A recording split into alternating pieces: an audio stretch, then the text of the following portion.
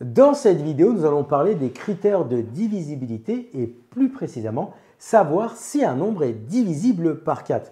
Donc, d'après le rappel, un nombre est divisible par 4 si ces deux derniers chiffres sont dans la table de 4.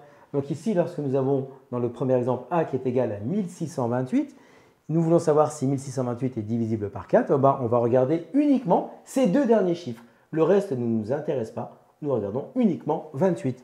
Et la question c'est, est-ce que 28 est dans la table de 4? Eh bien ici la réponse est oui, parce que 28 est égal à 7 multiplié par 4. Donc ici, on peut affirmer eh bien, que A est divisible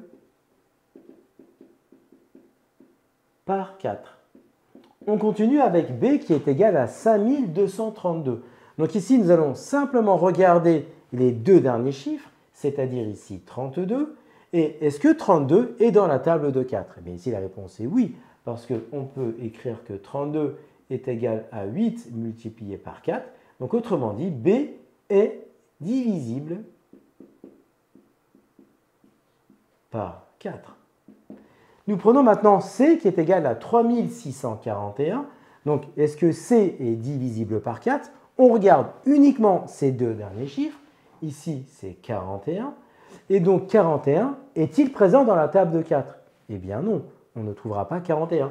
Donc ici, cela signifie que C n'est pas divisible par 4. Si on continue avec D, donc si D est égal à 12 516, donc D est-il divisible par 4?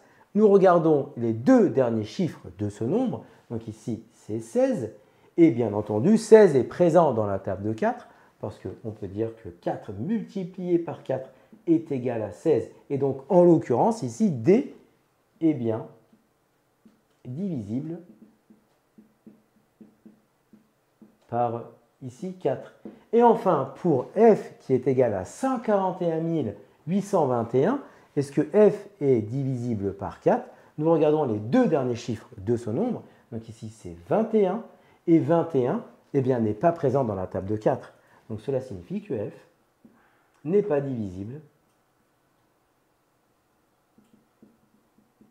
par 4.